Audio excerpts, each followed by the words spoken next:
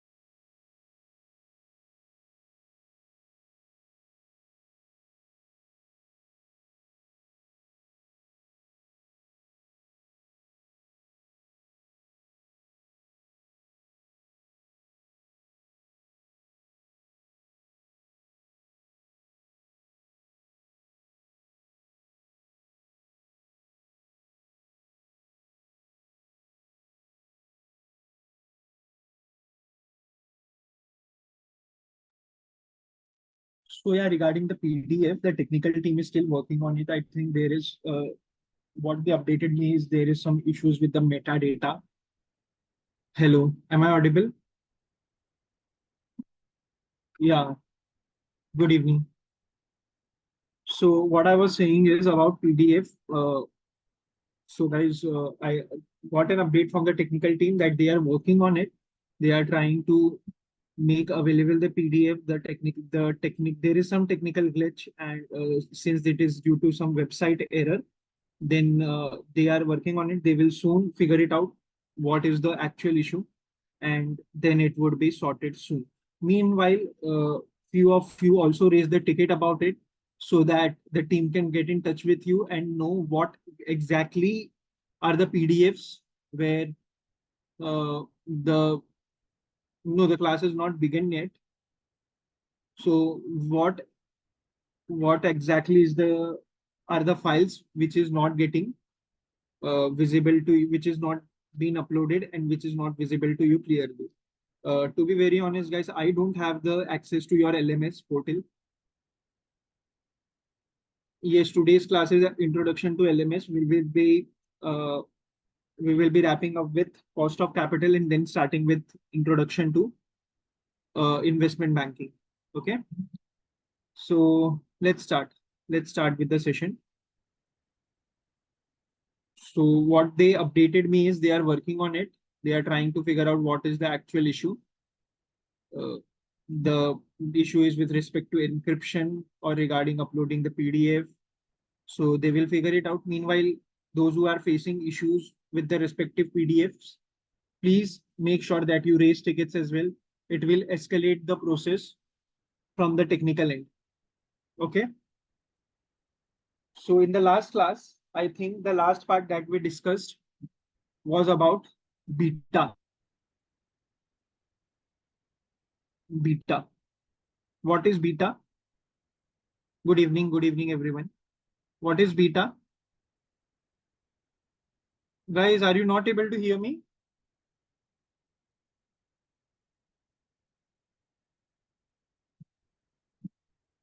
Perfect. Beta is a measure of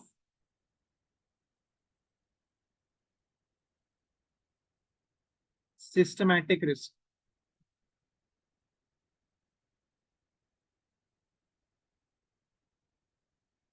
Beta is a measure of systematic risk. So without having further ado, let's start our today's discussion with an example where you are supposed to calculate weighted average cost of capital based on the given information that I am providing you. RF is 6%, RM, that is market return, is 16%, beta is 1.64, equity 400, debt 900, preference shares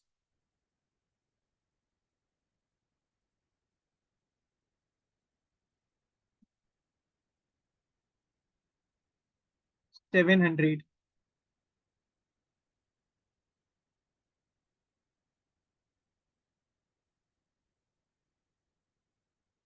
cost of debt, and this is pre-tax cost of debt 10%, tax rate 30%, and cost of preference shares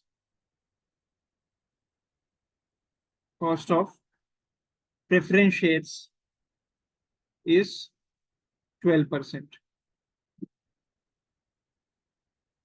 Based on this given information, you need to calculate weighted average cost of capital.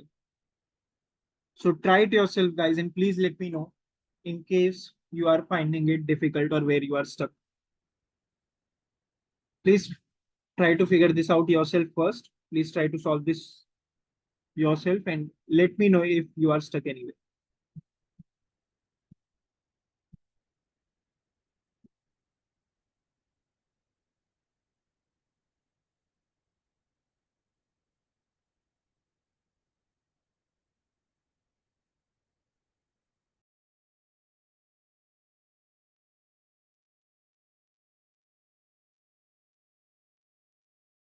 Cost of preference shares.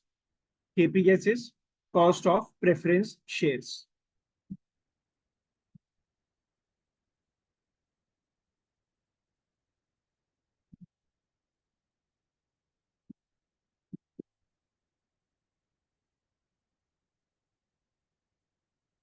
No, cost of equity is not missing. Cost of equity is something that you need to find out. No worries if you forgot the formula.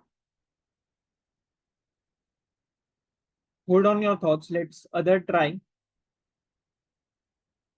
Okay. I have started getting the answers. GA is here with the answer. And he says the answer is 11.83%. Let's check who else is able to solve this.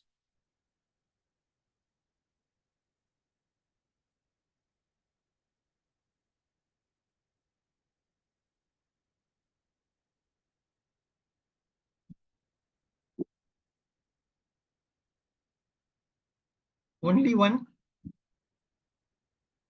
NS says it's 11.85.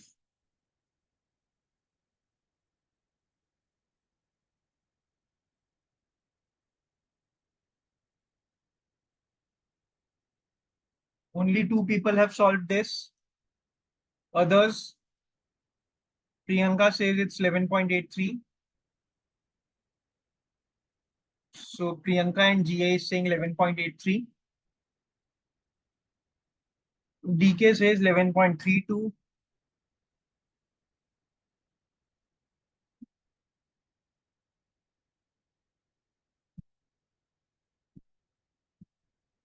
PP says 11.85. AP says 11.73. Take your time, K. I'm waiting for you to solve.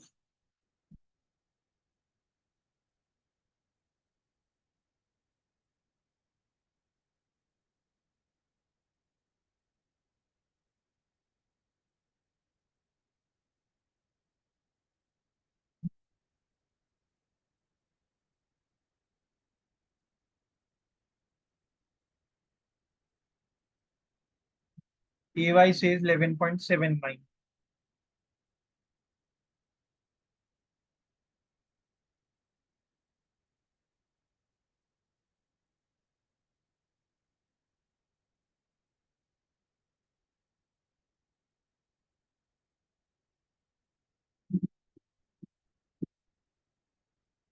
How many of you are solving and want me to wait? And how many of you want me to start with the explanation? Those who have received the answers would obviously want me to start with the explanation. So those who have given the answers, please don't reply. I got your point that you want me to start. Okay, KA asks me to start with the explanation part. Anyone else? Any one of you need help in any part? PK says it's 11.83. Okay. Anyone else who wants me to assist you in a point so that I can give you a hint and you can try it by yourself? Because, guys, if you try it by yourself with a logical sequence, it would be more beneficial for you in the long run as compared to me assisting you. Weight of equity. You are stuck in weight of equity. Okay. Equity upon total capital would be weight of equity. Cost of equity is cost of equity 22.4%, guys. Those who have solved it. KK says the answer is 13.18. 11.8. Yeah, it could be around 11.8, 11.8385. So yes, cost of equity is 22.4%. Okay, let's solve this. Let's solve this.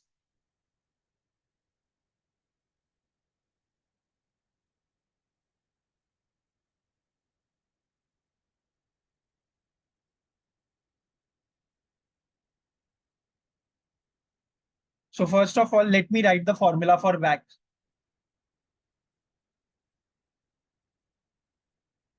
As a student, I will always think to calculate WACC, what are the inputs that I need. So first of all, I need weight of equity into cost of equity plus weight of debt into cost of debt plus weight of preference shares into cost of preference shares. And when we talk about cost of debt, we should remember that cost of debt is post-tax. Post-tax cost of debt. Formula for post-tax cost of debt, pre-tax cost of debt multiply by 1 minus tax rate. Why we do so? Because interest is a tax deductible expense. Interest is a tax deductible expense.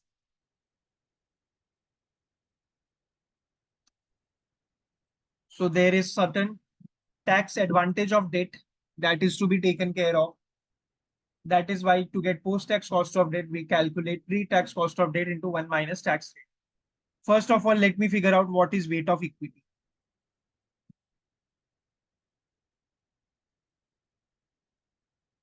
Yeah, I will come to the post-tax and pre-tax part, but I guess I had explained this formula, right? I had given this formula yesterday, right? Pre-tax cost of debt, post-tax cost of debt. Did I give this formula yesterday? Perfect. Today I am going to explain why do we actually subtract the impact of tax rate. Why do we actually subtract or eliminate the impact of tax rate while calculating post-tax cost of debt? Why do we do 1 minus tax rate? But starting with weight of equity, we need equity upon total capital. Similarly, weight of debt would be debt upon total capital. And weight of preference shares would be preference shares upon total capital. Using these three formulas, we will be there with weight of equity, weight of debt, and weight of preference shares. So what will be my weight of equity? Weight of equity is equals to 400 divided by total capital. Total capital is 400 plus 900, 1300 plus 700. 1300 plus 700 gives me 2000. So 400 divided by 2000, it's 20%, I suppose. Weight of debt is 900 by 2000. It's 45%. And the remaining would be weight of preference shares, 65, 35%. Preference shares would be 2000 would be how this 2000 is calculated. 2000 is nothing but total capital. How to the total capital is coming to be around 2000? 400 of equity plus 900 of debt gives you 1300 and 700 of preference shares gives you 2000. Clear, GV? Weight of preference shares 700 divided by 2000 would give us 35%. 35%. I am writing down this. Weight of equity 20%, weight of debt 45, and weight of preference shares 35%. So basically, out of all these things, I am done with weight of equity, weight of debt, and weight of preference shares. Now, I will try to figure out what would be my cost of equity. I will try to figure out what will be my cost of equity.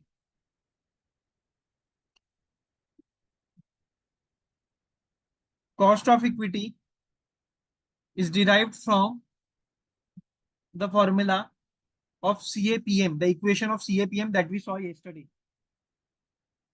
What was that equation? The equation was RF plus RM minus RF into beta. RF plus RM minus RF into beta. RF is 6%, RM minus RF is 10%, and beta is 1.64. So 6% plus 10% into 1.64 gives me 16.4 plus 6%, that is 22.4%.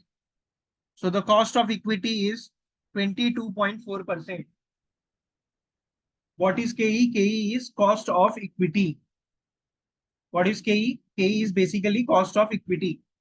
So how many of you were not able to solve till here? How many of you are not clear till here? Please let me know. Are the values getting matched till here? K, yours?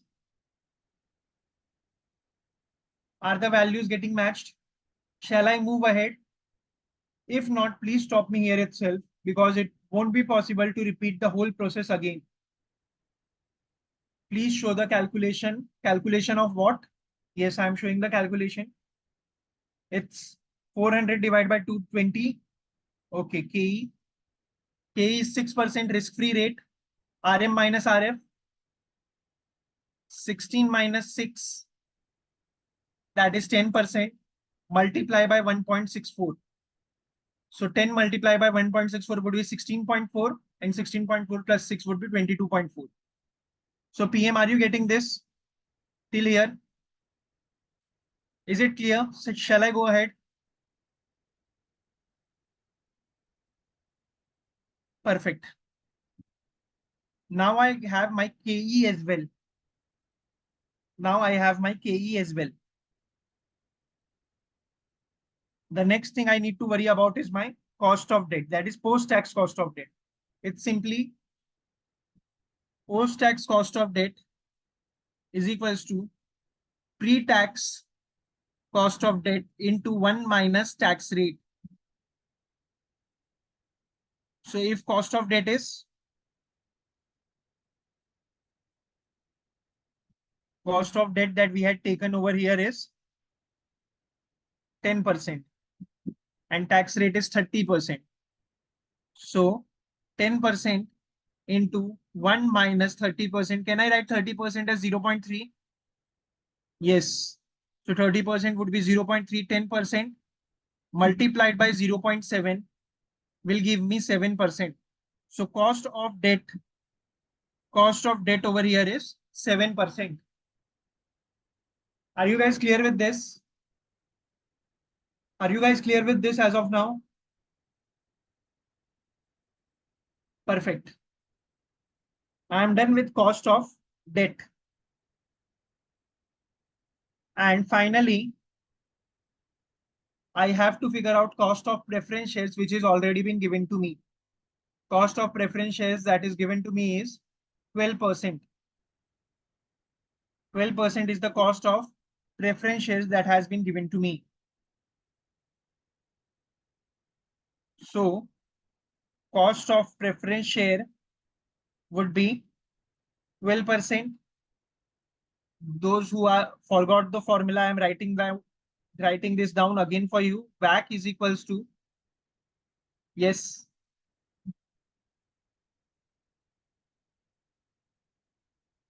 cost of there is no formula for cost of preference shares. I will tell you how preference shares are actually calculated. I'll come to that.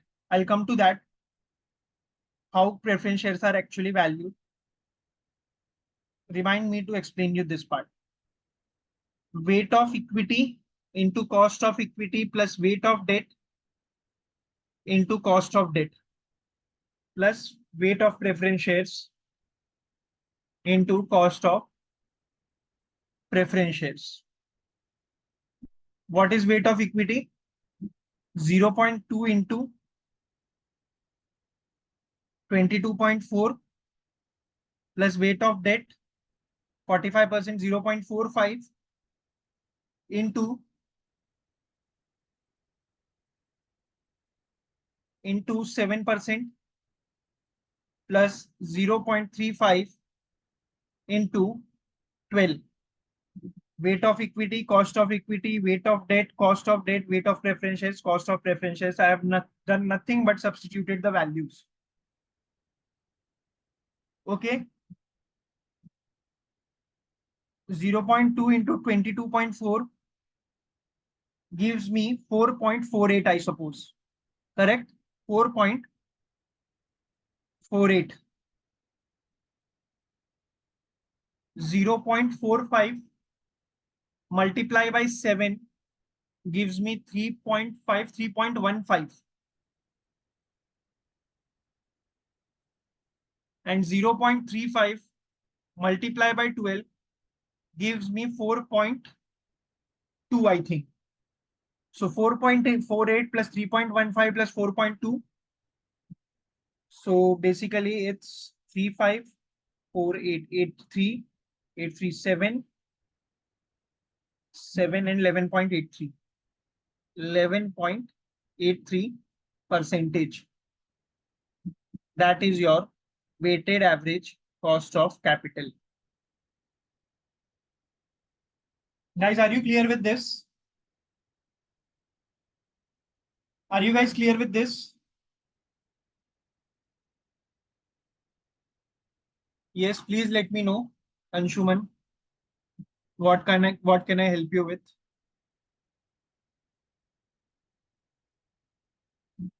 Your KE is coming to be 26.24. Let me think why it is coming 26.24. 16 into 1.64. Have you done it so? Have you multiplied 16 into 1.64? That gives you 26.24. But what ideally you should do is you should do RM minus RF. Probably what you might have done, I think, is you would have multiplied this whole RF plus RM minus RF into beta. But the formula is, according to the rule of BODMAS, you should ideally solve for RM minus RF first. Then you should multiply it with beta. And then you should add risk-free rate according to the rule of BODMAS. So first you should solve this part and then add RF to it. What you might have done is you might have solved the formula like this. You would have done RF plus RM minus RF into beta, and that's why you are getting 26.4 or 26.24.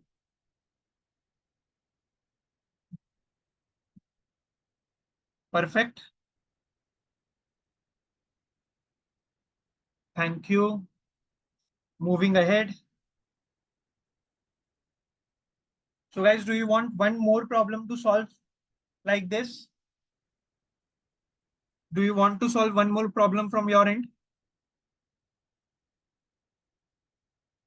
Perfect. Let's say total capital is Usman. Anything I can help you out with? Yes, yes, yes. We will go with cost of preference shares. We will go with that, but students are requesting, or class is requesting us. You want help with KPS. Cost of preference shares, we don't need to calculate. Actually, it is already been given in the question. Can you see this? Cost of preference shares in this question, it has already been given to us. So we don't actually need to calculate it. Although we will see how preference shares are actually valued. That is something that we are going to see.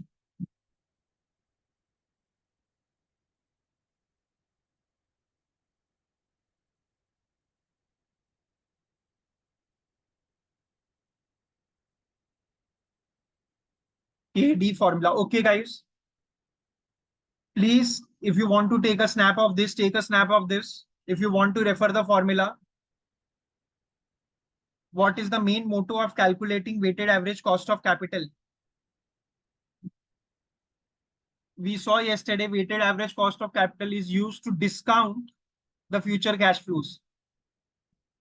Weighted average cost of capital is used to discount the future cash flows, and weighted average cost of capital used is a discount rate, is an appropriate discount rate for free cash flow to firm.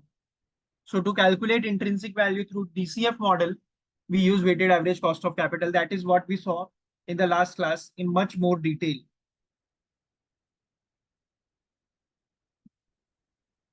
Perfect. Moving ahead, please take a snip if you want to. If you want to take down this formula, you can take down this formula as well.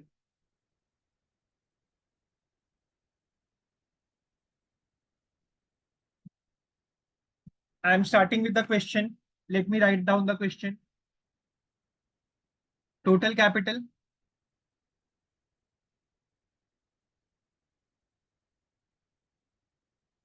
10,000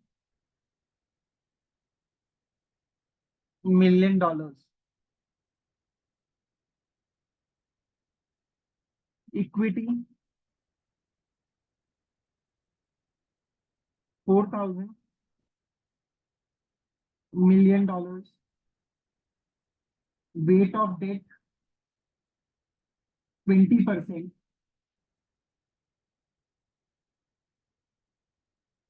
Next, RF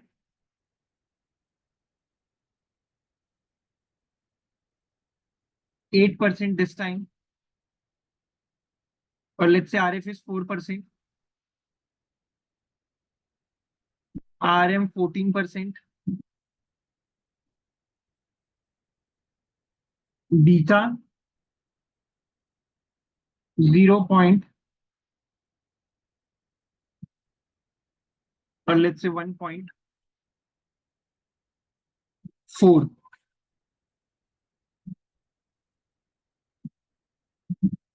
Tax rate 25%. Cost of debt, I'm not giving cost of debt this time. Interest expense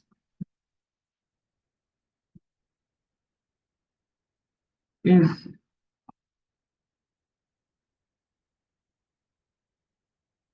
$400 million,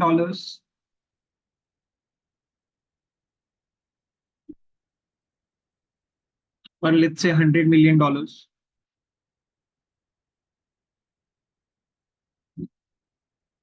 Cost of preference shares is 12%. I want you to calculate weighted average cost of capital. There are few tricks that you would have to implement using your presence of mind to get to weighted average cost of capital this time, because this question is a bit different, although 90% same, but 10% different from what we discussed in the last question.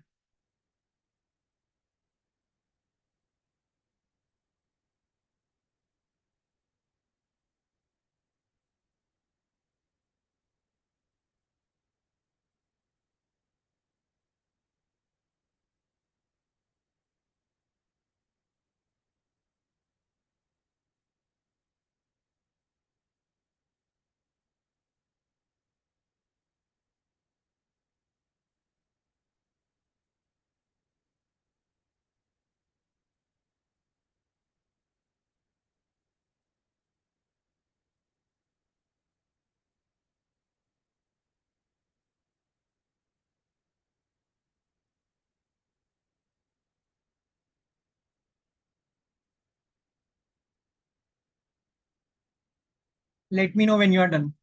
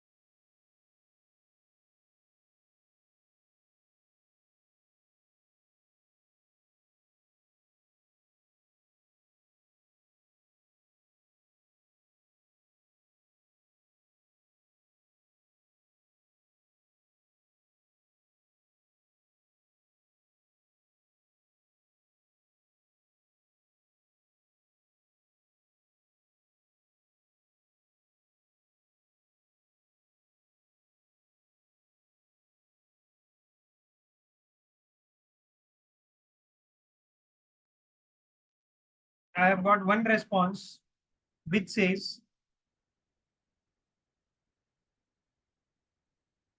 12.75% is the answer. Waiting for few more responses to confirm.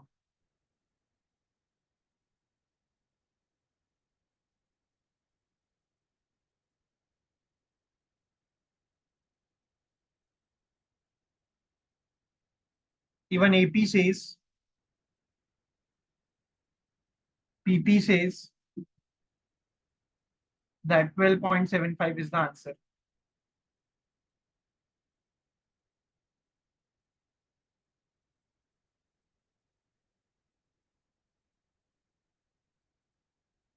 Guys, what is the amount of preference shares? What is the amount of preference shares that has been issued? Those who have got the answer might definitely have got this. Perfect. Perfect. You are going in a right direction.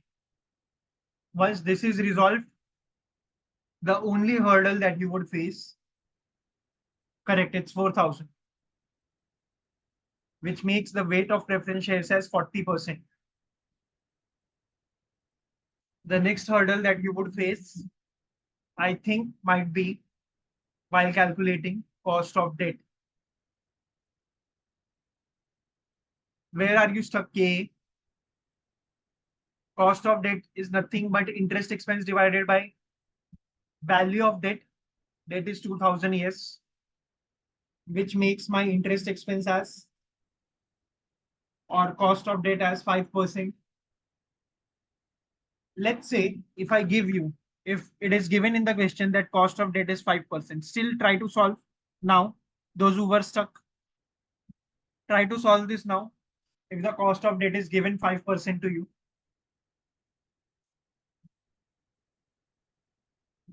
those who want me to wait and are still trying, please let me know. Sure, sure, I'll wait. Take your time, PM. Yes, SK. K. Everyone, those who are trying, I am waiting. I am waiting for a few minutes more. Please try it yourself. Even I would be very happy if you figure this out yourself.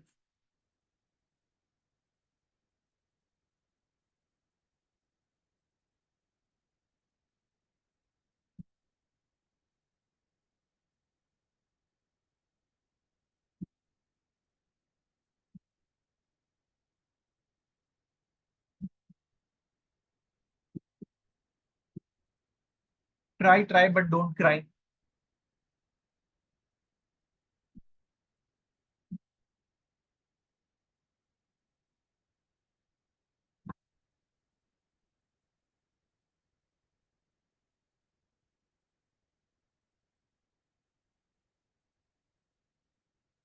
Perfect, Priyanka.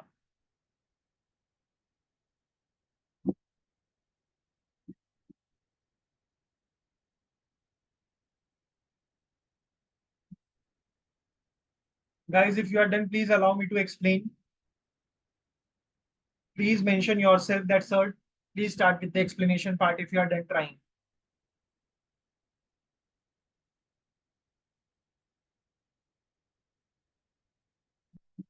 Okay, I'll tell you, Priyanka, how to figure out, how did I figure out that the cost of debt would be 5%.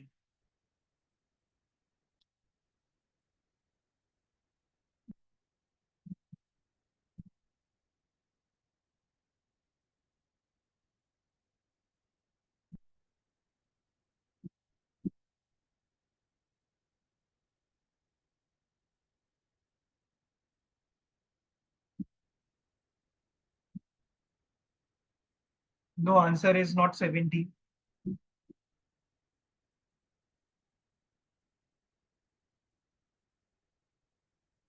11.457, no.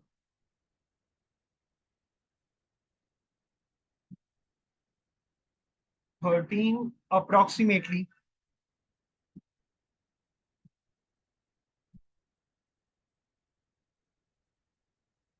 Shall we start? Even I don't know the right answer, but based on the consensus that we have received, I think it is around 12.75. So shall we start with the explanation part? If you guys are done trying, sure. Let me start explaining this. The formula is weight of equity into cost of equity, approximately 13%. Actually, it's to be precise, it's exactly at 12.75. It's exactly 12.75.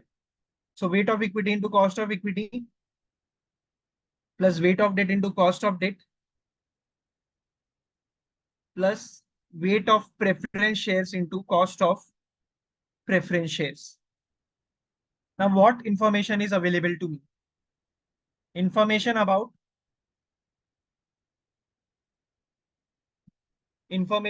cost of preference shares is available to me, and information about weight of debt is available to me. Now, what I can figure out of total capital of 10,000, 4,000 is my equity. So my weight of equity will be 4,000 divided by 10,000, that is 40%. With this, I have figured out my weight of equity. Next, if weight of equity is 40%, weight of debt is 20%, where is the rest of 40% capital coming from? Total, it should be 100% capital, right? Where is the rest of 40% capital coming from? Rest of 40% capital is coming from preference shares. So my preference shares, weight for preference shares is 40%. With this, I have figured out my weight for preference shares as well. Now, coming to cost of equity. Cost of equity formula is, according to capital asset pricing model, RF plus RM minus RF into beta. My RF is 4% plus RM minus RF, basically 14%, minus 4%, 10% into 1.4. So my cost of equity is 18%. Everyone got cost of equity as 18%. Everyone got weight of preference shares as 40%.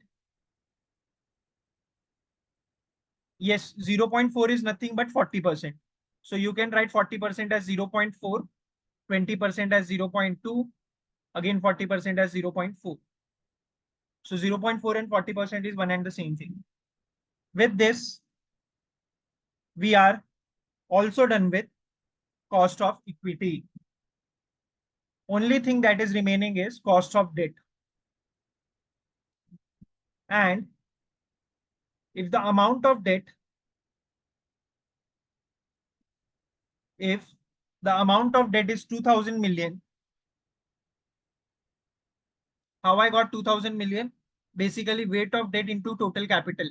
Weight of debt we got as 20%. Weight of debt into total capital gives me 2000 million. At 2000 million, I am paying 100 rupees interest. Right? So what is 100 divided by 2000? I suppose it is 5%. Correct? Everyone? Everyone with me? But is this 5% post-tax cost of debt that I can directly take over here? NB, let's suppose I have given you 1000 rupees loan and I am charging you 100 rupees interest on that loan. What is the interest rate? What is the interest rate for that loan? What is that interest rate for that loan? If 1000 rupees is the loan amount, and I am charging you 100 rupees interest every year on that loan. What is the interest rate that you are supposed to pay me? Can I say that interest rate is 10%? Because 10% of 1000 is 100 rupees. That is what you are paying me as interest. Similarly, if you are paying me 100 rupees out of 2000, you are basically paying me 5% interest. Are you getting this, NB? Where this 10% is coming from? It's basically 100 divided by 1000. What is the formula? Formula is interest upon debt. Total debt upon interest expense. That gives me 10% over here and 5% over here. 2000, where did it come from? 2000 came from weight of debt into total capital. Weight of debt was 20%. Total capital is 10,000. 20% of 10,000 gives me 2,000. NB, are you there with me? Shall I move ahead? Perfect.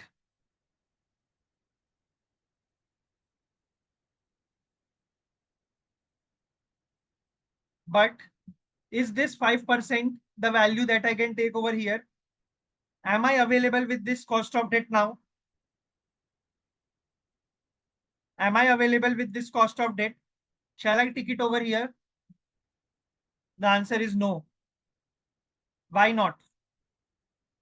Simply because this 5% is again the pre-tax cost of debt. This 5% is pre-tax cost of debt. To make it post-tax, it would be 5% into 1 minus tax rate. 1 minus 0.25 gives me 0.75. 5% into 0.75. I think it is 3.75. Cost of debt, that is post-tax cost of debt, is 3.75. Please confirm 5% into 0.75. Is it 3.75? Shall I move ahead?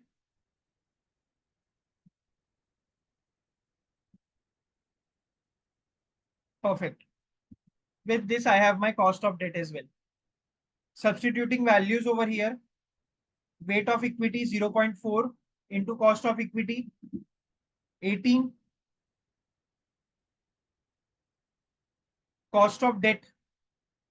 The formula for cost of debt is interest upon total debt. So interest was 100, total debt is 2000. That gives me cost of debt, pre-tax cost of debt as 5%. But this is pre-tax cost of debt. To convert it into post-tax cost of debt, it would be pre-tax cost of debt into 1 minus tax rate. So 5% into 1 minus 0.25 gives me 5% into 0.75. That is 3.75%. GB, are you clear with this? Okay, so 0.4 plus 18, weight of debt, 0.2 plus 3.75 plus, I'll explain KD again, just give me a sec. KD again, just give me a second. And also let me know, PM, where in KD are you stuck? Weight of preference shares 0.4, cost of preference shares 12%. Solve this and let me know what answer do you get. Meanwhile, what is pre-tax KD? Pre-tax KD formula for pre-tax KD is interest upon total interest upon total debt. The total debt that was given to you was 2000. Interest that you paid was 100. 100 upon 2000 gives you 5%. You might be getting in your calci 0.05. That is nothing but 5%.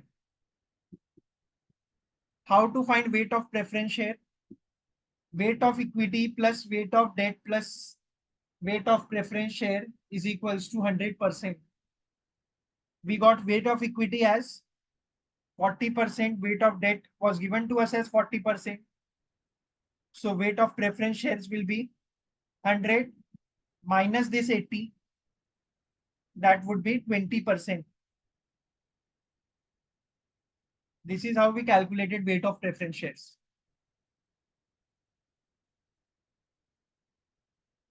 Now 18 into 0.4, 7.2 plus 3.75 into 2, 3.75 into 0.2. Okay, so 7.5, 0.75. Yes, DR, please let me know if you are stuck anywhere. DR, please let me know. Sorry that I missed your message. Please let me know if you are stuck anywhere. It's 0.75 plus 12 into 0.4, 14.8. So 8, 12, 12.75 is percent is the answer.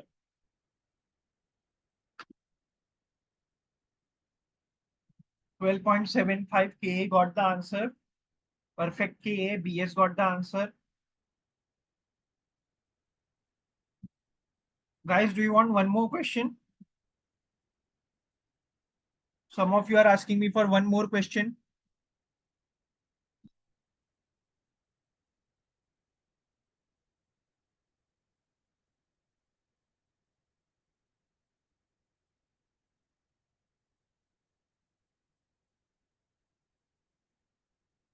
I will give you one more question. Don't worry. I will give you one more question, but let me get done with the concept of cost of preference shares and concluding remarks on beta.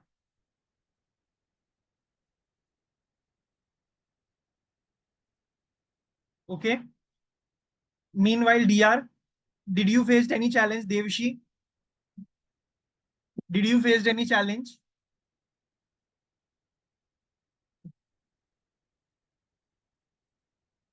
DR, please let me know if you faced any challenge, Devshi.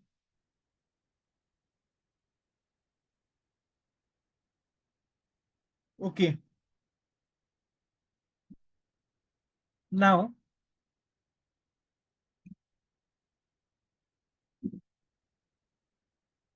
beta is a measure of risk. If a company has risk and systematic risk to be precise, this risk arises from two primary sources. The first source is business risk,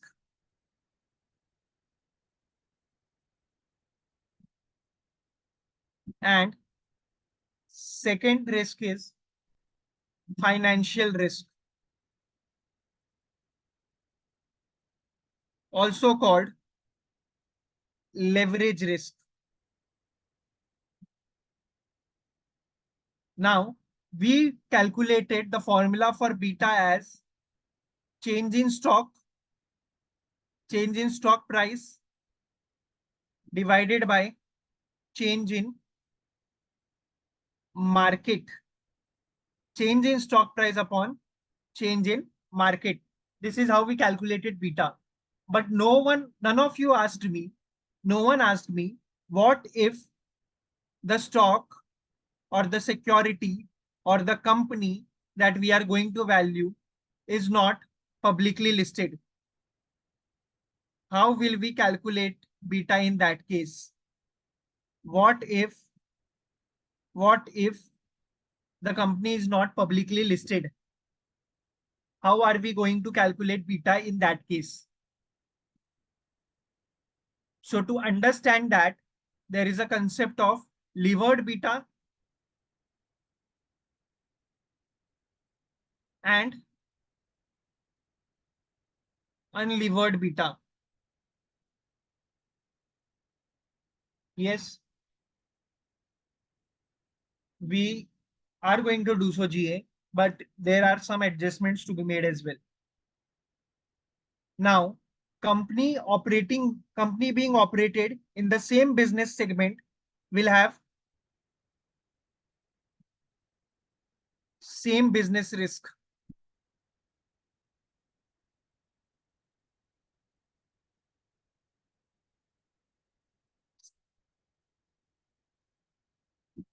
Same industry, same sector of the company will have same business risk, but the financial risk for every company will be different.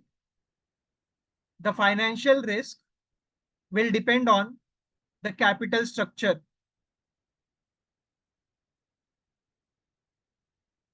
Now, what is the capital structure? This capital structure would be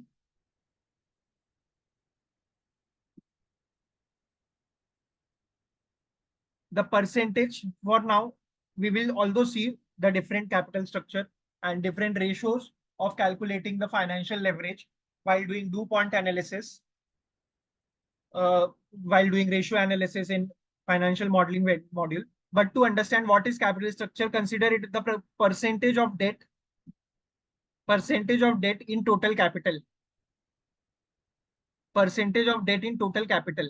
Now tell me, the company which would be taking higher debt would be more risky, or the company which would be taking lower debt would be more risky? Company that will be having higher debt would be more risky, or the company which will be having lower debt would be more risky? Higher the debt, higher the risk. Why?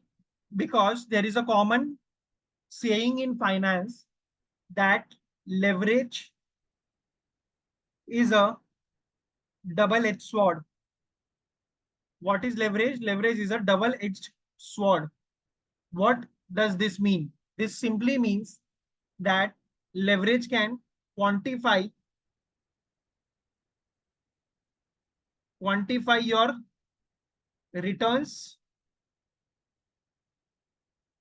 in terms of profit, as well as it can maximize your losses as well. So while leverage is a double-edged sword because it can maximize your both profit and losses.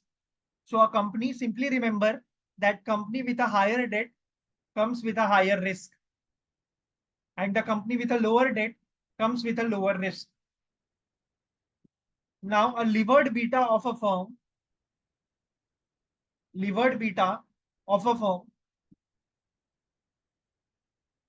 incorporates the risk arising due to capital structure. That is why the name levered, because it has the impact of leverage. Leverage is basically risk arising due to capital structure. Levered beta incorporates that part. Unlevered beta only incorporates business risk. So what I would do is, let's suppose, it depends upon what you are referring to. So whether you are referring to currency spread, interest rate spread, there are various spread with respect to the markets that you're talking about. So when we will come across such a word, we will. Okay, so if you are dealing in Forex, it's about the currency spread. If you are talking about the bid ask spread, I suppose. Okay, but the point that we are discussing over here, that is beta, that is somewhat different. Let me not deviate this. Yes, hi Ritik. So basically, let me not deviate this to some other topic because unnecessarily the link will break. People will get confused. We will talk about the bid ask spread some point of time afterwards, but we will talk about it at a later point of time. But let me just conclude on beta levered and beta unlevered. Let's say Maruti Suzuki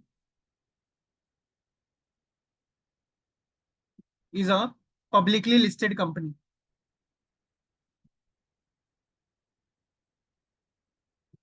and in an automobile space. In the same space, in the same space, there is a private company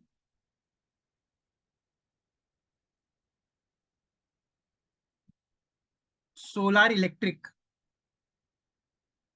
Solar Electric, this is a private company.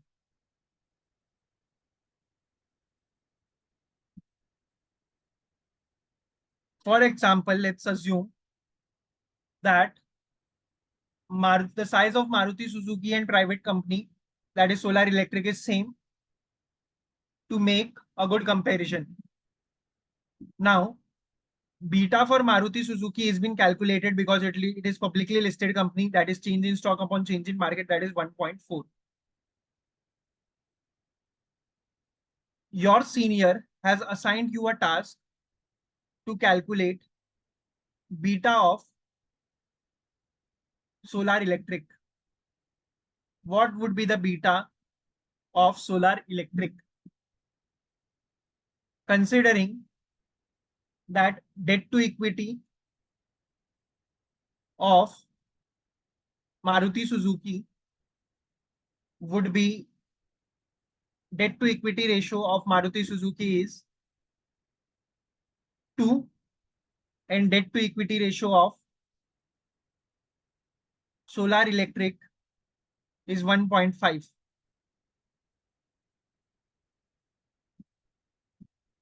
Okay. Now, to deal with this, beta of Maruti Suzuki, that is 1.4, is calculated with respect to change in stock upon change in market. This is nothing but beta levered.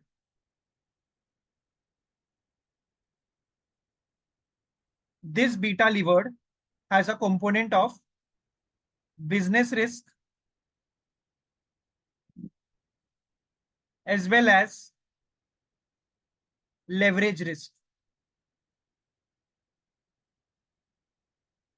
What I would do is, this beta levered has business risk of automobile industry and leverage risk of Maruti Suzuki. Am I clear till here?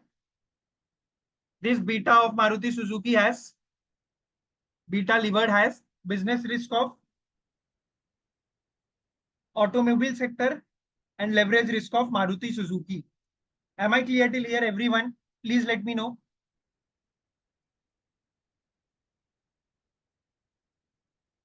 Priyanka, basically levered beta, I have explained nothing. Consider that I have explained nothing in past. Just remember that a leverage beta has both the components of beta incorporated in it. I assumed it to be, I took an assumption, for example, that it's 1.4. The beta is 1.4. Now, Priyanka, just assume that I have not said anything in past. Just remember one simple thing, that beta levered of a company incorporates the business risk of the particular sector and leverage risk of the particular company. This is beta levered of Maruti Suzuki. It has business risk of the industry and leverage risk of Maruti Suzuki. Am I clear with this? Am I clear with this simple part, that beta levered of Maruti Suzuki incorporates business risk of automobile sector and leverage risk of Maruti Suzuki?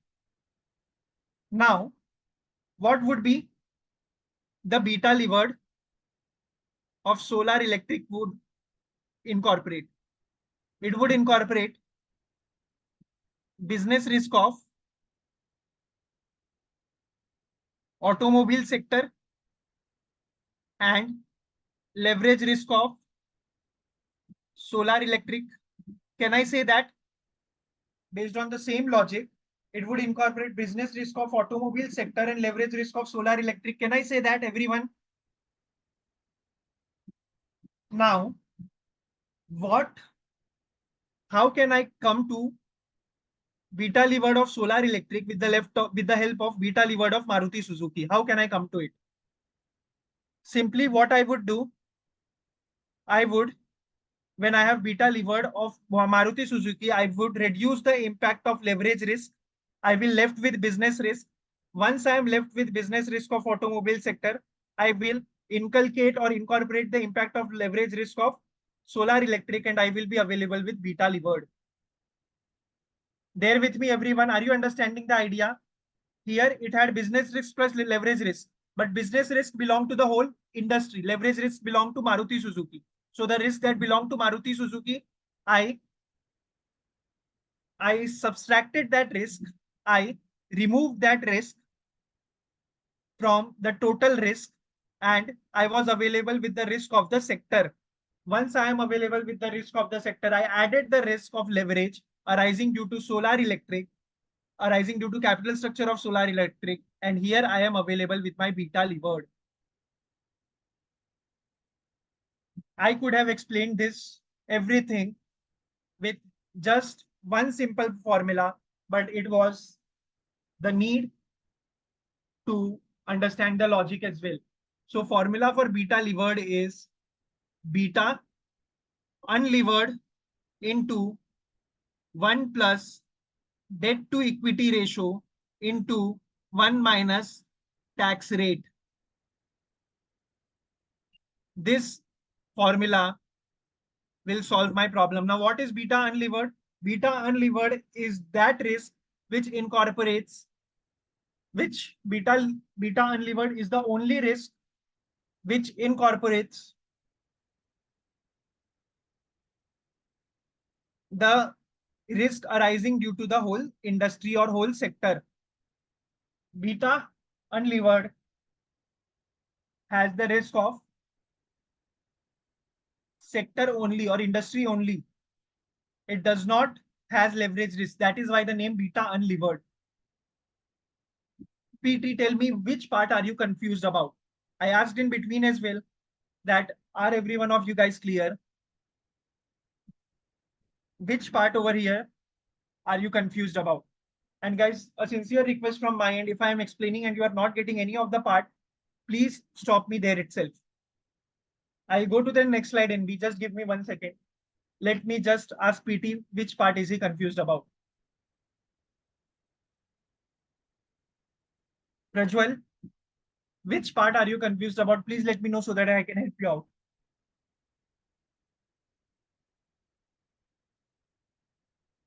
Beta levered. Coming to beta levered is nothing but beta unlevered multiply by leverage risk. Beta unlevered multiply by leverage risk.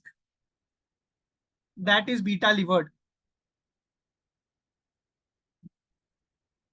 Yes, business risk would be considered as unleveraged risk.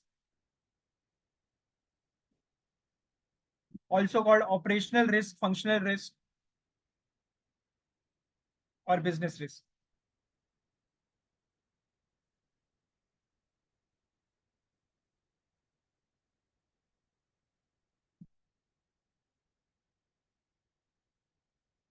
Debt to equity, what is 2 and 1.5?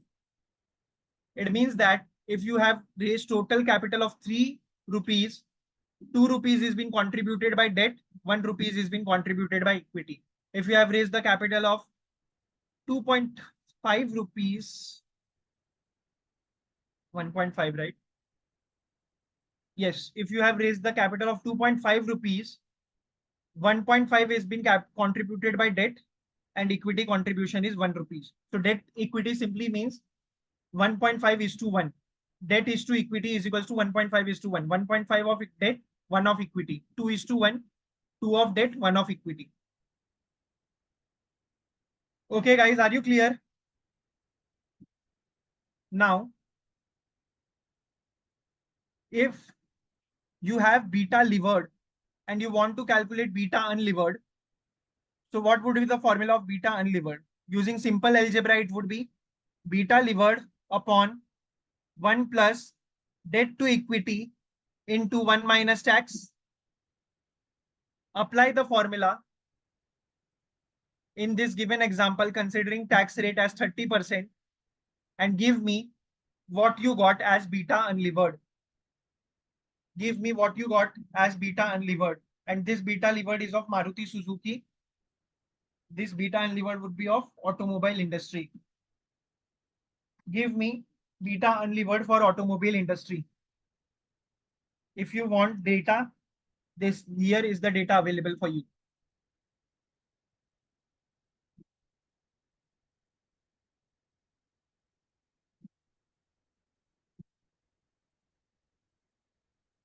Beta for Maruti Suzuki is 1.4.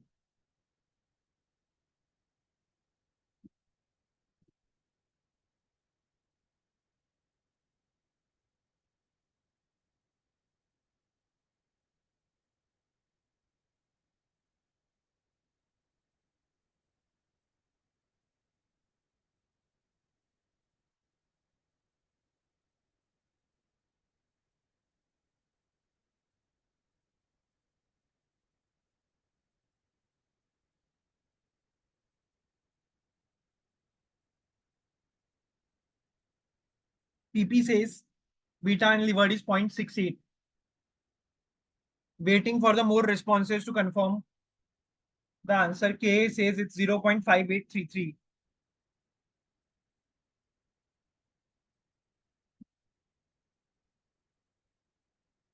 0.68. GA confirms the answer with PP.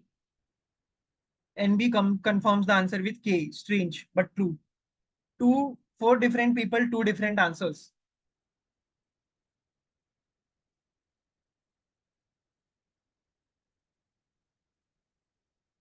Beta levered 1.4. 1 plus debt to equity of, since beta levered is of Maruti Suzuki, debt to equity will also be of Maruti Suzuki. Debt to equity of Maruti Suzuki is 2. So 1 minus tax, 0.7, 1 minus 30%. 1.4 divided by 2.4 gives me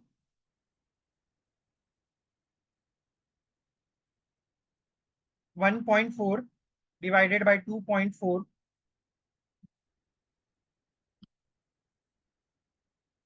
gives me 0.5833. Remember the logic, if beta is of Maruti Suzuki, debt to equity ratio will also be of Maruti Suzuki. Now I want to find beta levered of solar electric. It would be beta unlevered multiplied by 1 plus debt to equity ratio into 1 minus tax rate. Beta unlevered 0.5833 multiplied by 1 plus debt to equity ratio is 1.5 into 0.7. 1.5 into 0.7 gives me 1.05 plus 1, 2.05 multiplied by 0.5833, and the answer would be 1.195. This is beta levered of solar electric. So what we did basically, we removed the impact of leverage from Maruti Suzuki, made it the beta of automobile industry. When I had the beta unlevered of automobile industry, I multiplied with the impact of leverage of solar electric, and I had beta of solar electric. Pretty much simple. Perfect, guys. Shall we move ahead?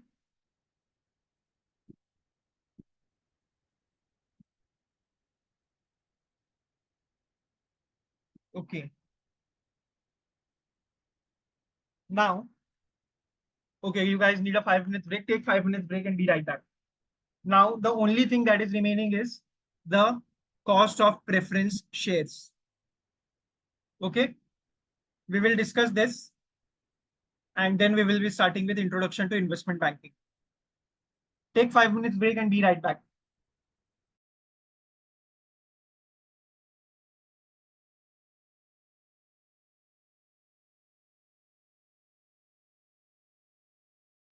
Yeah, that is basically the tax advantage of debt. That is also we will be discussing in today's lecture itself. So yes, I have to discuss that as well, GA.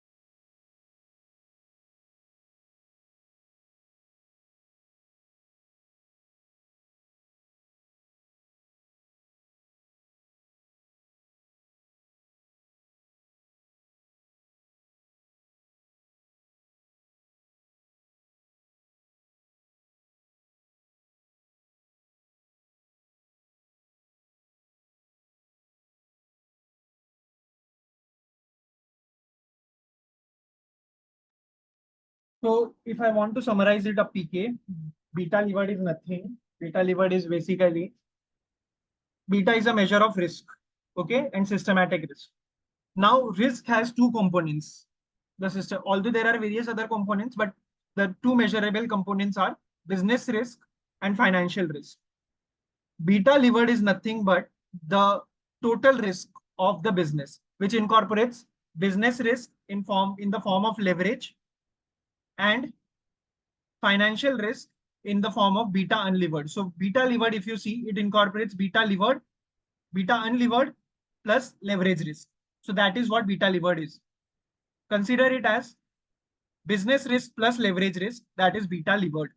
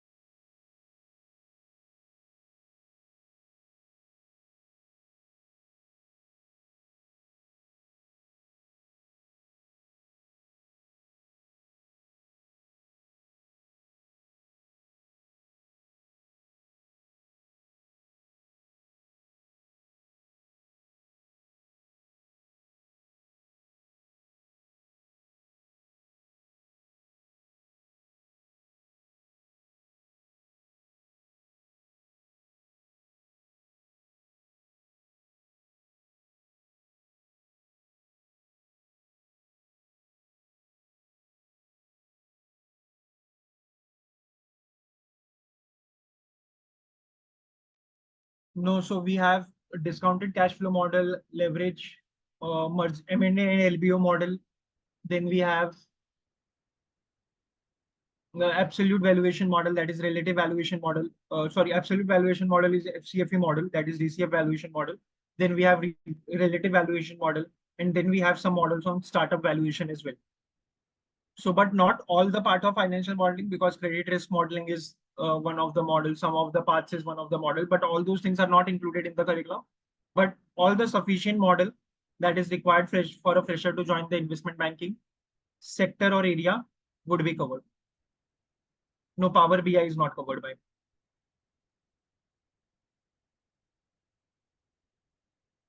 Depends upon the batch SK, which batch are you from.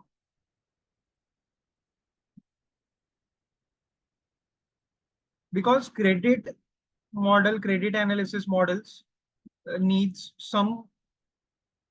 uh, some idea about coding languages as well, and that would make it a completely uh, different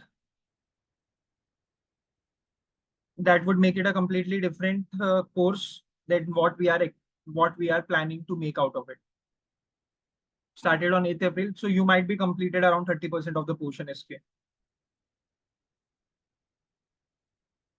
I am totally confused. How can I use beta to invest in stock market? Let me show you how.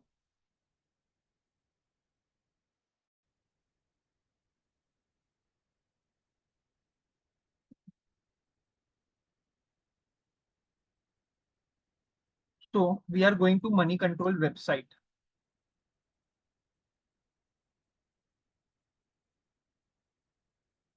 Okay. Or let me go to screener website.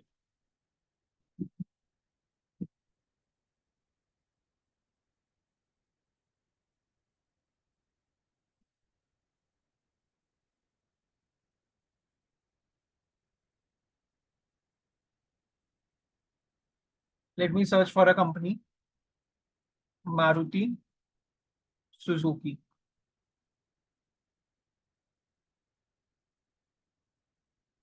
Here I am editing ratios.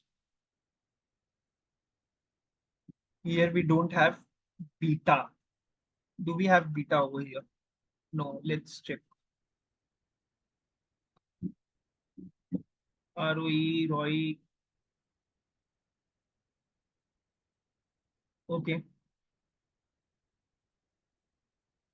Let's go to money control.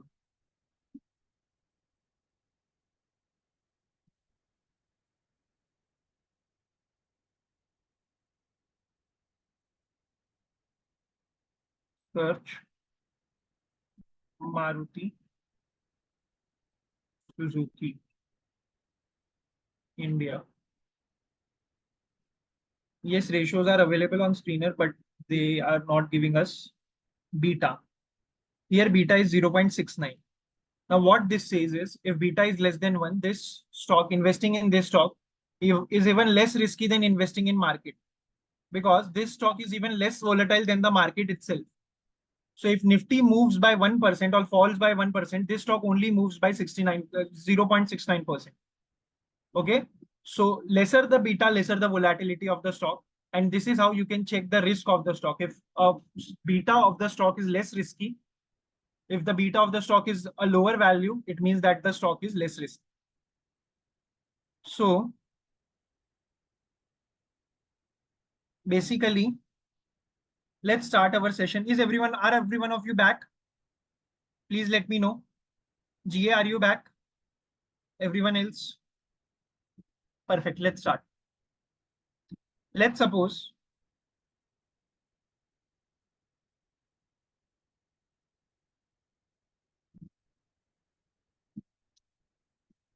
there are two scenarios, company A and company B. Both have same sales, 100, same all the other expenses, 40,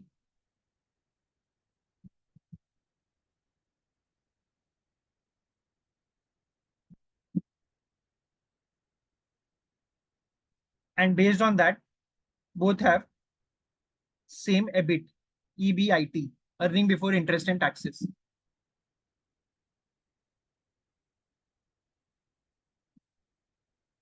That is not the case actually. Basically, on an average, it's definitely the market reacts to the good news. But how often does good news come in the market? 5 times in a year, 10 times in a year. But the characteristic of the stock will be determined by how how the particular stock perform in any average session. So if the overall market is going up or down by 1%, a beta with less than 1 will be showing a lower volatility trend, and the beta that would be greater than 1 would be showing a higher volatility characteristic. Okay. To understand that what is the potential, beta is a measure of risk. You need to understand that.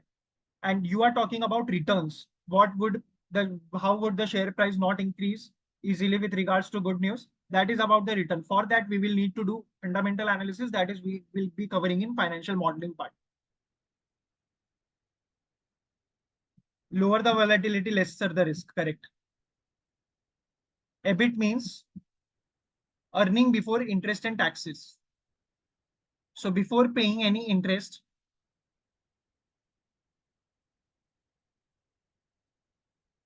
and tax, before paying any interest and tax, this is the earnings that is available to the company. Now let's suppose 50 rupees of loan is taken, or let's suppose all these values are in millions. 100 million, million, million, million.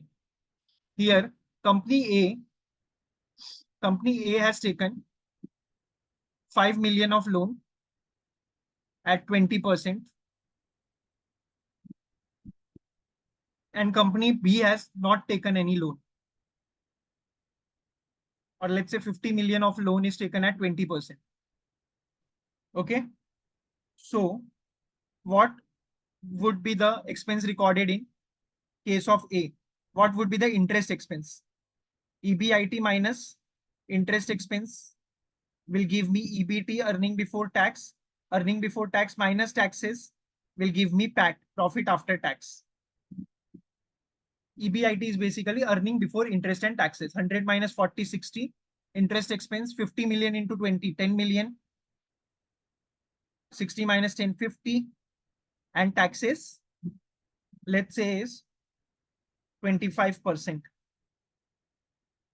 To make calculation simple, let's keep taxes as 30%. Minus 15, I am left with the profit of 35 rupees. Similarly, there was a company B which had a bit of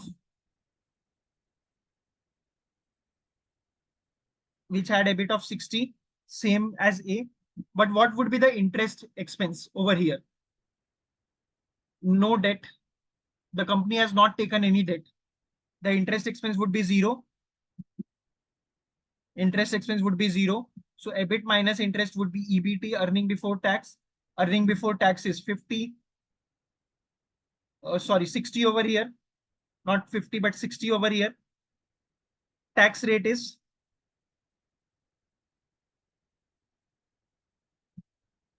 18, and PAT would be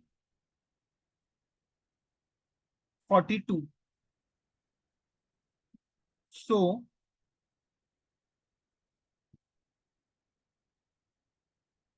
PAT is profit after tax, also called as net income. The profit that a company generates after working throughout the year. That is PAT or net income. Okay. Earning before interest taxes is what company generates before paying any interest or taxes. So although the EBIT was same, although over here and here, the EBIT was exactly same,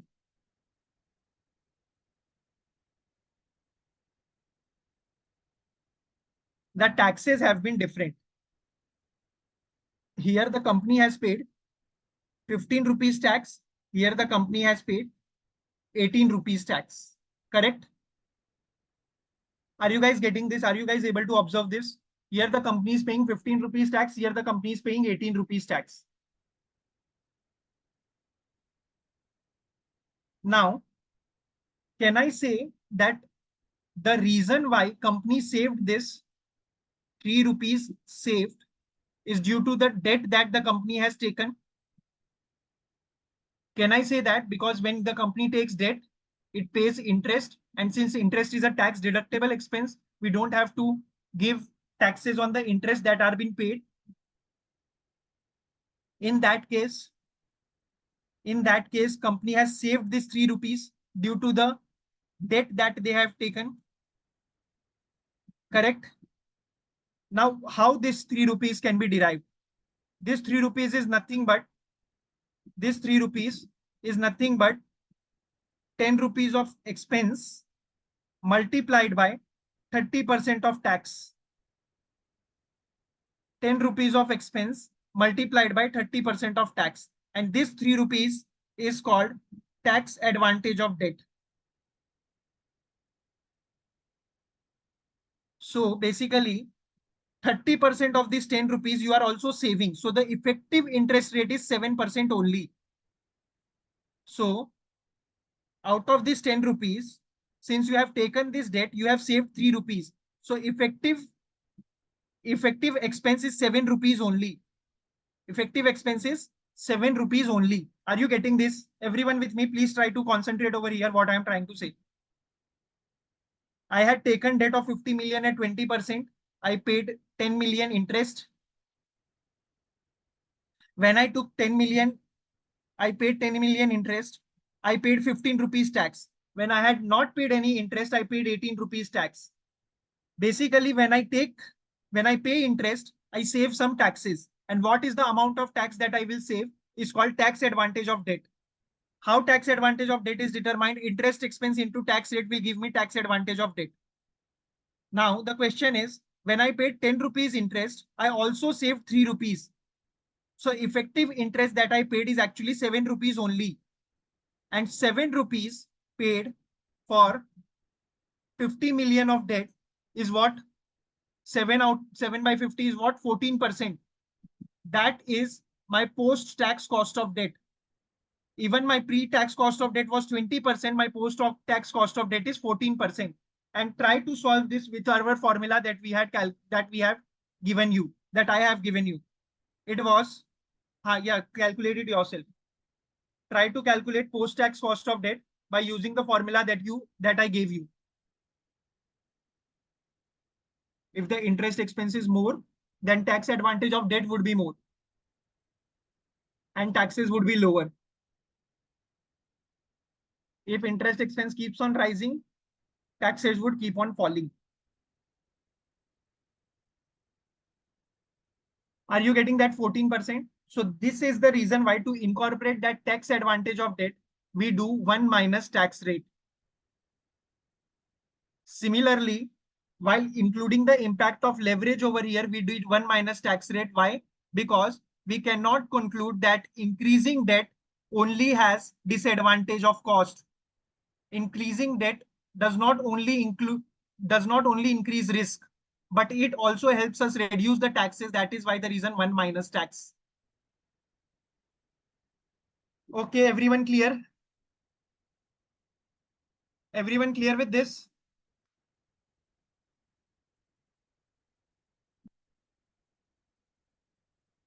Perfect. If tax rate is 30% and tax advantage of debt will be 1, right? If 30% is the tax rate, here it's not 5 million. Here it's not 5 million, it's 50 million. 50 million. So 50 million into 20% was 10 million. And since you are saving 30% on this 10 million, it's basically 3 million that you save. So it's 3, not 1. Have you got this, GV?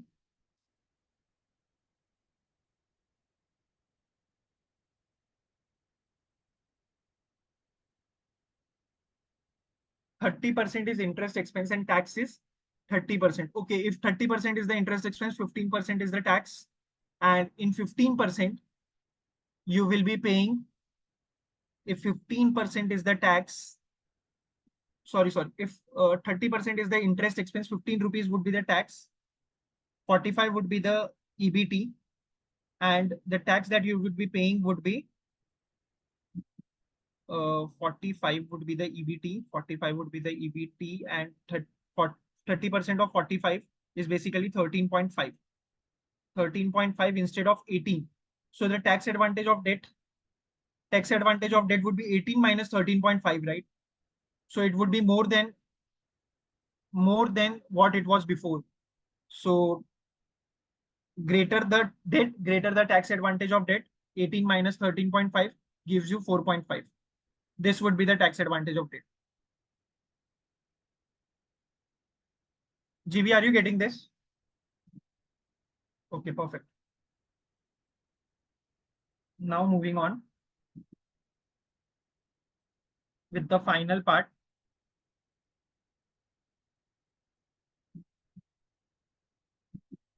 preference shares. Some of you told that how cost of preference share is determined. Cost of preference share. Yeah, some of you asked, GB asked that how cost of preference share is determined. So what return that you will give on preference share will depend on what are your competitors giving, what are the returns that your competitors are giving on the preference shares. So let's say you determine to launch a preference share, to issue a preference share at providing 12% return.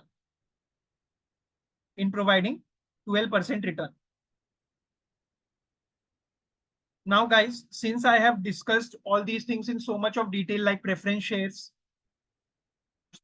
uh, equity securities, debt securities, all these are again repeated, again the part of cash equities.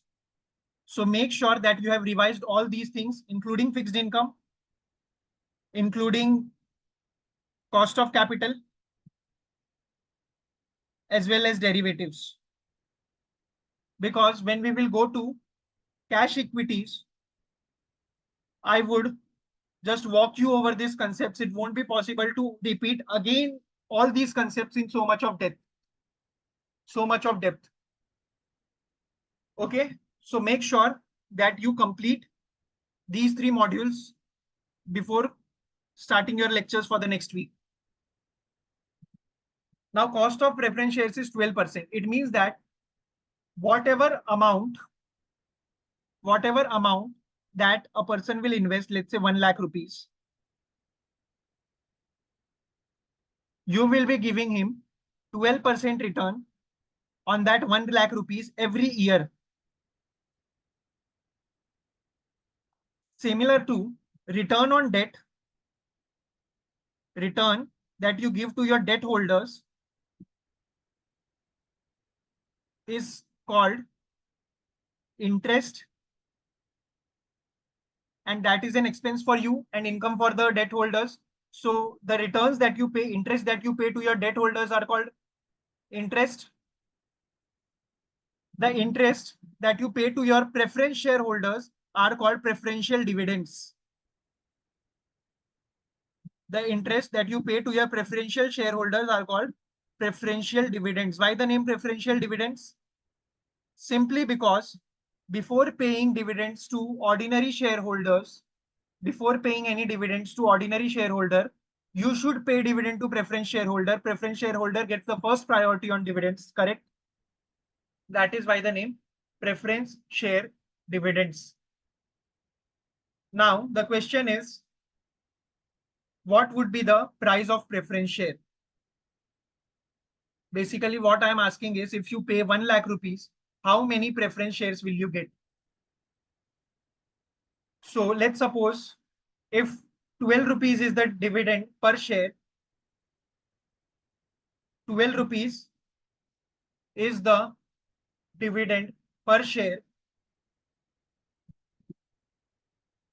12 rupees is the dividend per share of a preference share, and that preference share is giving me 0.12% return. So 12% return, that is basically 0.12. Your preference share would be 100. So price of the preference share, formula for price of the preference share is A by I. A is nothing but annuity payments, and I is nothing but interest rate or return rate of preferential dividend. A by I, that is the formula for price of the preference share, and the returns will always be specified to you. Based on that, you can calculate annuity payment. If annuity payment is not given, you will be given the price and you can calculate the annuity payment. If annuity payment is given and price is not given, you can calculate the price, like 12 divided by 0.12 will give you 100 rupees. With this, we are done with preference shares as well. With this, we are done with preference shares as well. And with this, we are also done with cost of capital.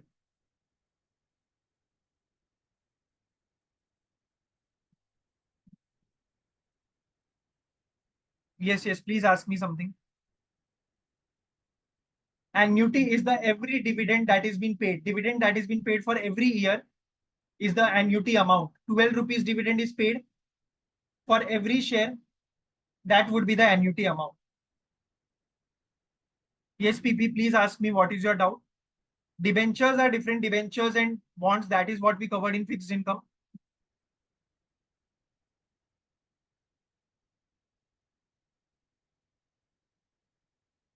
No, I'm not prepared. I didn't. I was not the part of Mentor Me. Who told you that I covered CFA level 1 from Mentor Me? PP, you can raise a ticket about it if you want to discuss that personal stuff. I would be happy to help you about it, but because this won't be the appropriate platform to discuss all those things.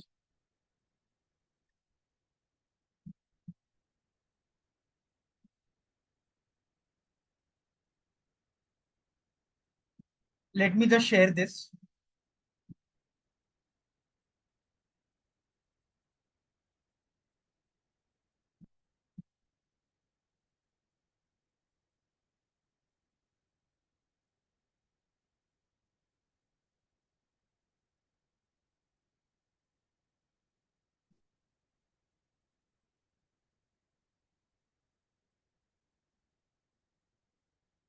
This was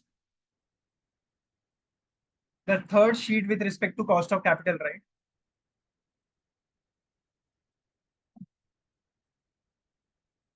For notes regarding those technical issues, make sure you raise the ticket. Although I have highlighted the issue with the team and they are working on it, but still, if you raise the ticket about it, that will escalate the issue. For few modules that are completely practical, like financial modeling and valuation and all those modules, you will have to make your own notes. Those which are theory modules like derivative, fixed income, cost of capital, for those modules, the notes would be provided. Okay, with this, I have shared the module. Yes, I am giving you the question as well. You want question? Just give me a second. I am giving you the question as well. So this question will incorporate everything that, yes, that will also be provided. It will be uploaded on the PDF. Yes, financial model is based on Excel. So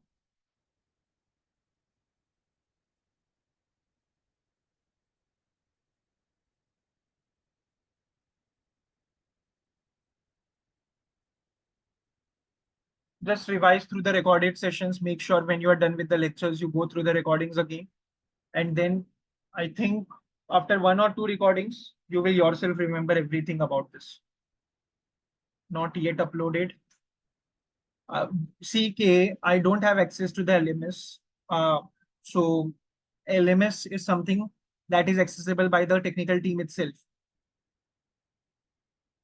Yes, I will provide classes for Excel also. So we will discuss Excel right from scratch about financial modeling. About KA, your doubt, whether it has been uploaded or not, you will confirm me whether it has uploaded or not because I don't have access to your LMS. The technical team has access to LMS. They see what is to be reported, what is to be not. If it is not uploaded, raise the ticket about it. I have highlighted your issue to the team. And if still the issue persists, you can raise a ticket about it. That will escalate the issue. That will escalate the issue, although they are working on it. But if still it is not uploaded, yesterday they told you institute will not provide. No, that is not the case. The important notes will be provided to you. Don't worry about it. I'll let the team know about it. For few modules, yes, I will complete all the part of the financial modules.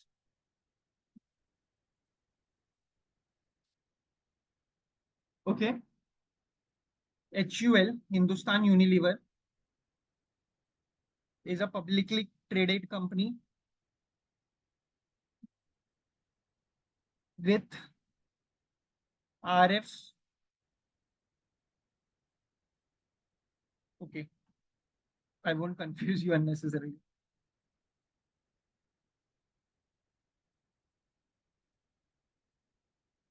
If you are not getting reply on the tickets, although you should get the reply as early as possible, but if still you are facing some challenges, there is an IVR number, the automated number that you would get on Google. You can call that number between 12 to 10 and someone from the team will get in touch with you. Search for data trained IVR number and you can get in touch with them. Hindustan Unilever, publicly traded company, has a beta of 1.92, debt to equity ratio of 2.5. Tax rate would be common for everyone. Or rather than giving you debt to equity ratio, let me give you total capital is 1000 million. Debt is 750 million.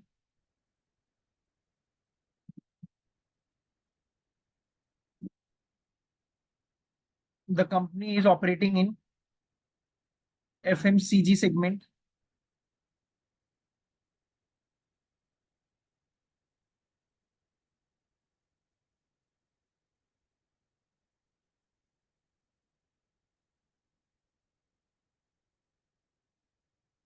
Sir, but immune is beta to manipulation by big players in the market. Yes.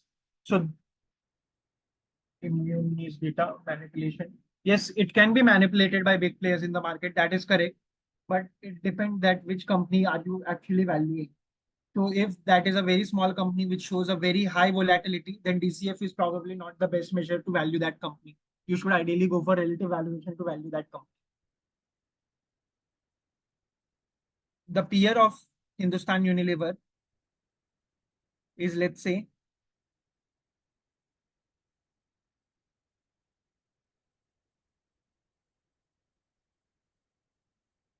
suggest me a good name for an FMCG company. Since this is a private company, I can't really take the public name. Dabur, DMart, ITC, all these I know as well, but I want a good name out of your creativity since I want to name a private company.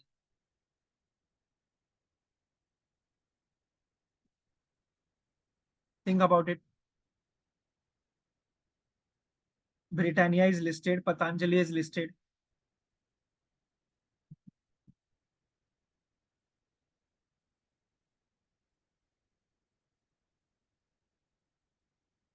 Okay, whole truth.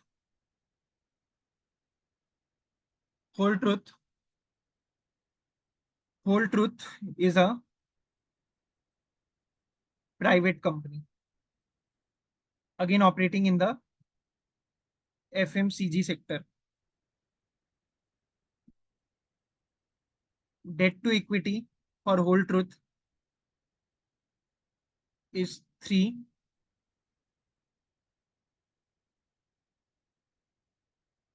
Tax rate is common, 30%. Even HUL has tax of 30%.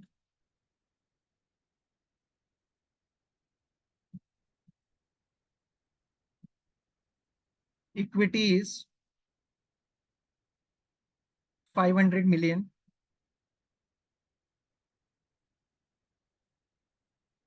Total capital is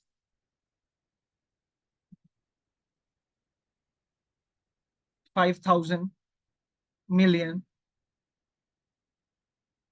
Cost of debt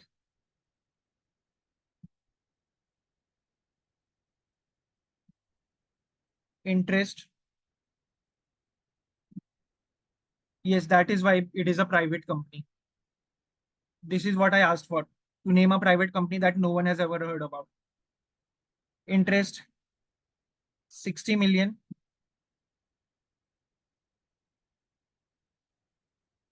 Cost of preference shares 12%.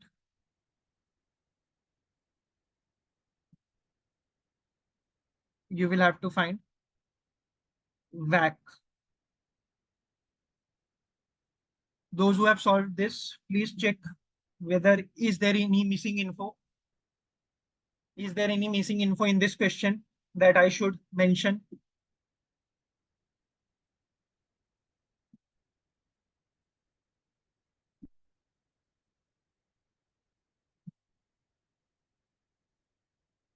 This would be homework for you.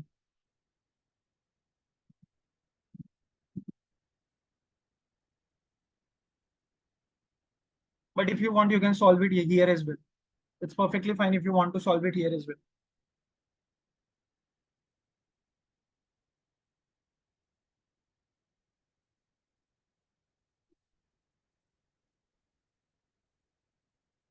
So guys, how many of you have started solving this? Yes, we will be solving this in Excel as well, but that is in financial modeling and valuation.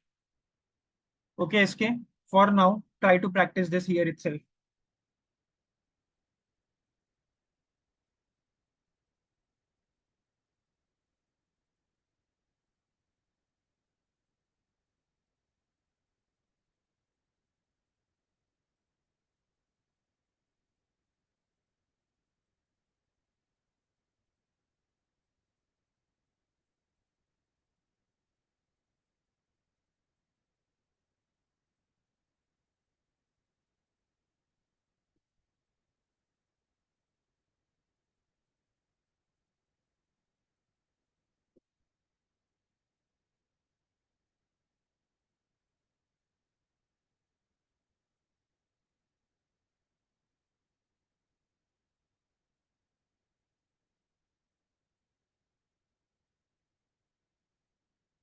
Yes, risk-free rate is 4%.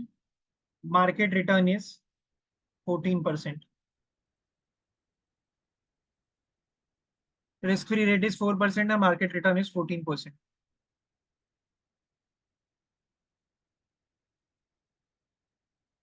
Beta you will have to calculate yourself.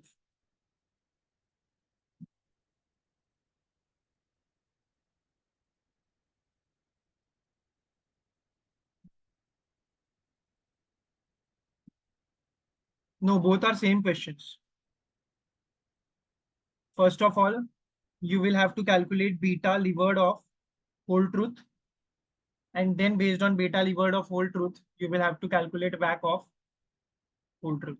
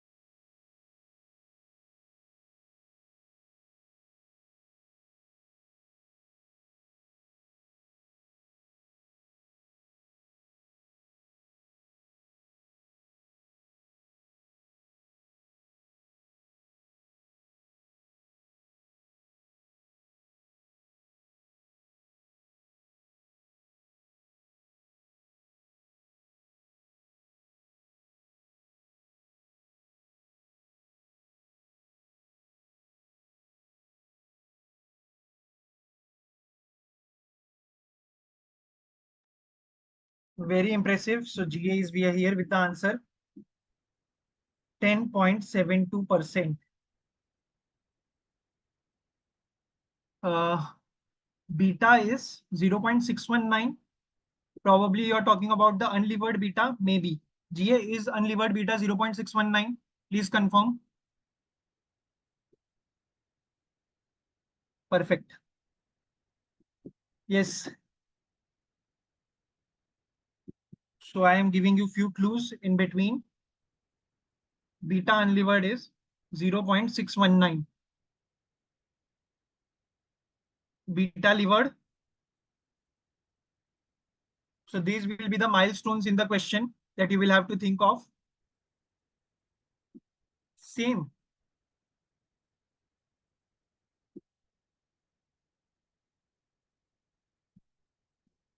How could it be same?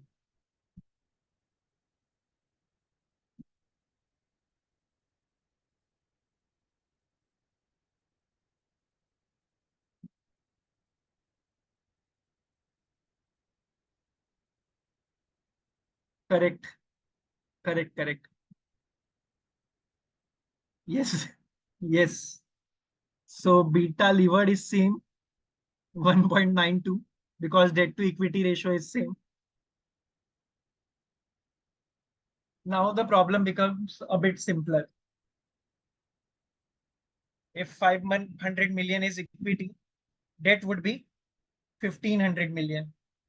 So my preference shares remains 3000 million. Calculate the weights.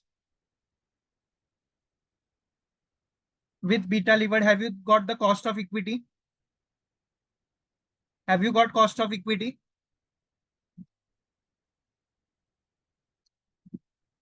Please answer those who have got the cost of equity.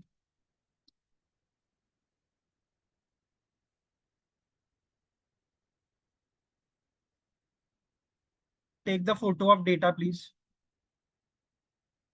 Take a pic of the data.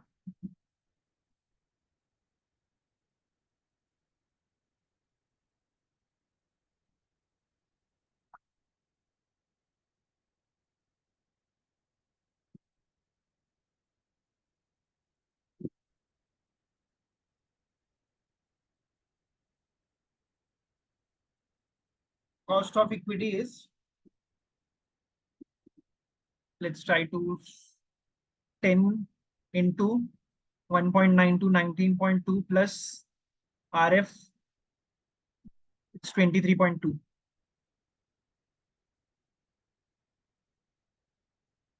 So the next milestone is cost of equity, which is 23.2%.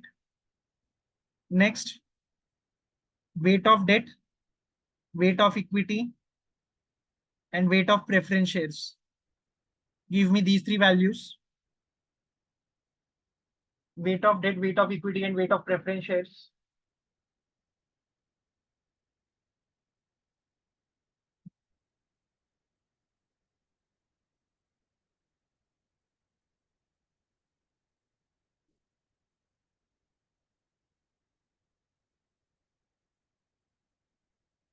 Weight of equity,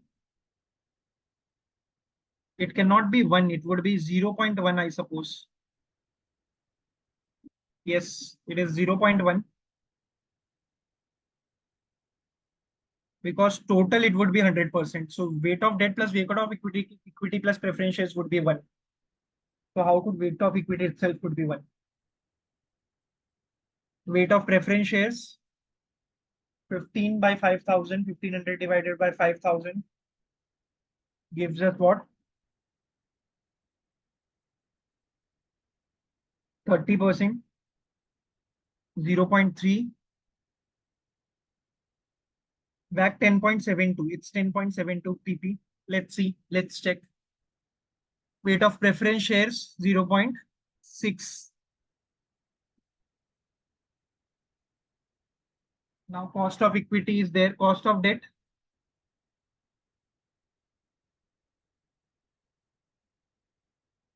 Cost of debt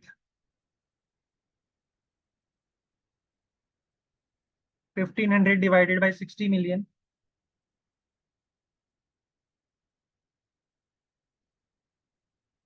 Basically 4%.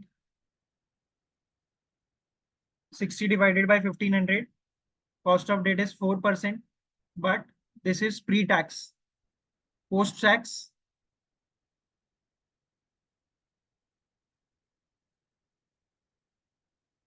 post-tax cost of debt 2.8.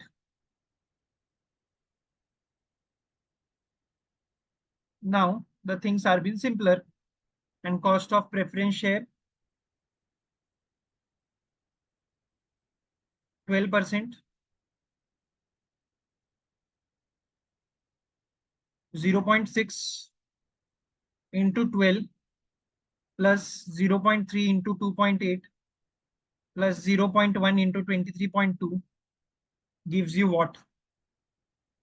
Solve this. 0.6 into 12, 7.2, 0.28 into 3. So it's 56, 76, 84, 0.84,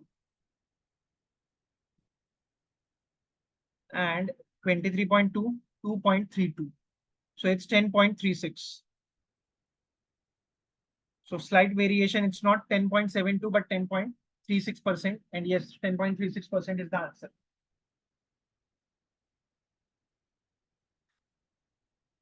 So guys, that was all it for the day. Take beta levered or beta unlevered. Obviously, beta levered of the company for which we are calculating. So here we will take beta levered of whole truth to calculate beta levered, to calculate cost of equity. Okay. So that was it for the day, guys. Already the sheet has been uploaded.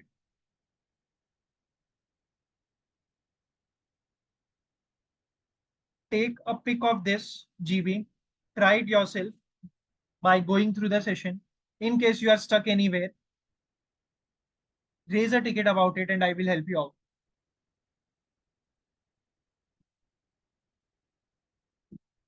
Since why beta levered not taken? Because it is a private company. Simply because this company has a debt to equity ratio of 3.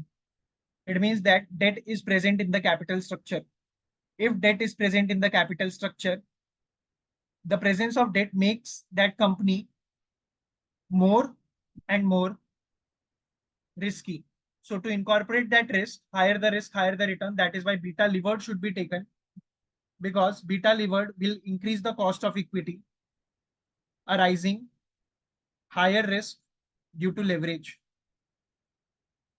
Okay. I want more questions for practice. Raise a ticket about it, Priyanka. I'll share it to you.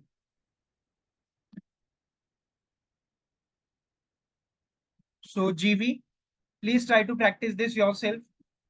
I think some of things might be confusing over here. This was a really difficult question, but I'm glad the way you performed. Yes, yes. The homework sheet will be uploaded on LMS. Don't worry. We will be uploading the homework sheet on the LMS. And if, trust me, if you have solved these sheets, homework would be a cakewalk for you. So try solving this. Yes, you will get that. You will get that as well. So try solving this sheet. Go through the lectures again if you are finding it confusing. In case GB you are stuck anywhere, please raise a ticket about it. We will get in touch. I will upload the homework sheets. Solve for those sheets. That would help to build up your confidence. That was all from my side, guys. Thank you. Thanks a lot. It was a wonderful session having interacting with you all. See you again next week. Thank you. Bye bye. Have fun. Yes, the session would be obviously be uploaded on LMS, although I am not the one who uploads it, but I'll get it uploaded. Bye bye, guys. Thank you.